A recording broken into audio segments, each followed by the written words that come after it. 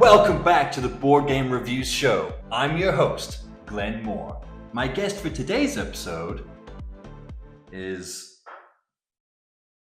Jim.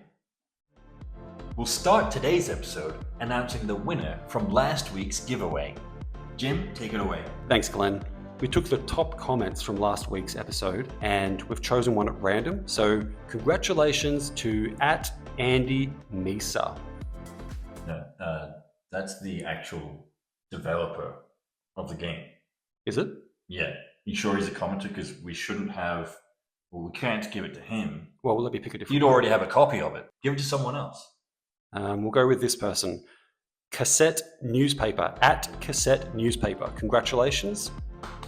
Please send us an email, get in contact with us somehow. We're going to send you these standees for Station 4. Congratulations. I know there's been a lot of speculation about Glenn's upcoming Kickstarter project, and I'm very happy to announce that we're ready to start revealing some of the details. Yeah, this is a game I've designed. It's a bit of a passion project, a love letter, some of my favorite games. And you've kept your cards pretty close to the chest. Even I don't know what this game is about, but I'm so excited to hear about it. Okay, so it's a resource management action selection type of game, which plays up to 4 players. And it has a solo mode. The game is centered on the medieval custom Prima Nocta. What? And players take on the role of a medieval lord managing his social obligations. No, you can't. No. This is... It's historically grounded. It was in Braveheart.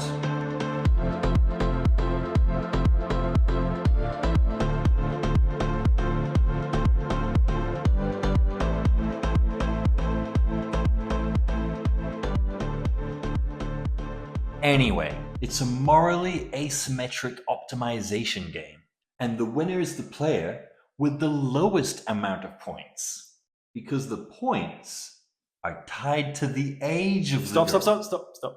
Don't finish that sentence. You can't make a game about this. You've had a lot of really bad ideas, but this is the worst idea you've ever had. Why? I've been working on this game for years. I've already got a playtest ready prototype, and I'm hoping to get Ian O'Toole to do the art once he responds to my emails.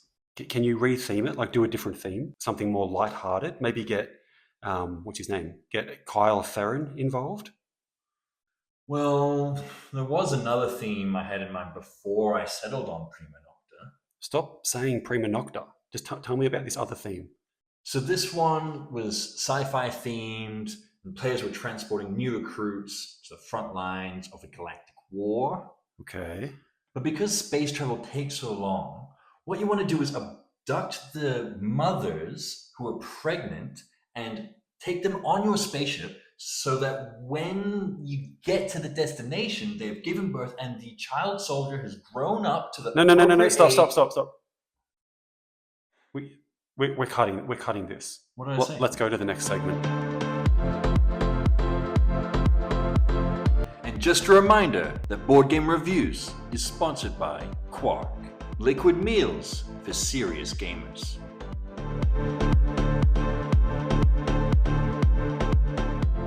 Up next, we're doing a segment that I've created called Tabletop Files.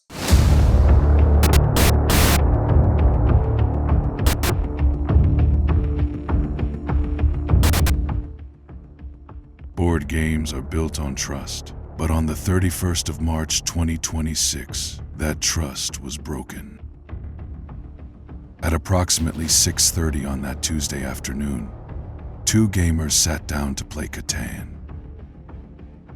And what started as a simple game soon became something else entirely.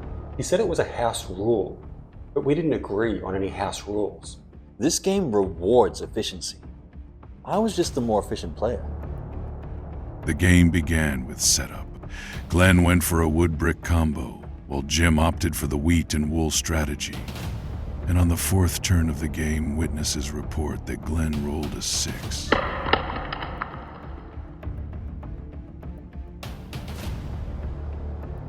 I saw it. 2 3s. It wasn't a 7. The dice landed on a weird angle, and I just pushed it over. And it was a 7. Thermal imaging technology shows that Glenn's index finger did indeed manipulate the dice after the roll had taken place. And that's when he really crossed the line. Calling out 7, Glenn then reached across the table to steal a resource from Jim's hand. Surveillance footage shows Jim pulling away, retreating his cards to safety below the table. But what happened next would send shockwaves through the tabletop community. In a turn of events that would later spawn the online social movement #CatanGate, Glenn leapt across the table and, according to witness testimony, stole all of Jim's cards. He took everything from me. My wheat, my wool, even my dignity. The tabletop community responded. #CatanGate was the #1 trending story on Twitter, with fans showing their support for Jim and also calling for official sanctions against dice manipulation. The support I've received, I'm just so grateful.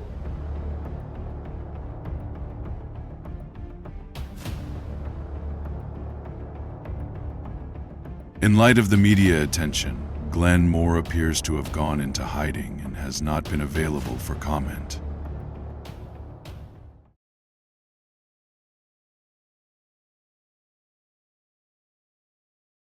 Did you edit all that? Yeah, I made that. That makes me look like the villain. You are the villain. I'm not the fucking villain. And I haven't gone into hiding. I'm right here. Well, that's about all we have time for on today's episode of the Board Game Review Show. Don't forget to like and subscribe. And remember, sign up to our Patreon to see our hilarious outtakes videos.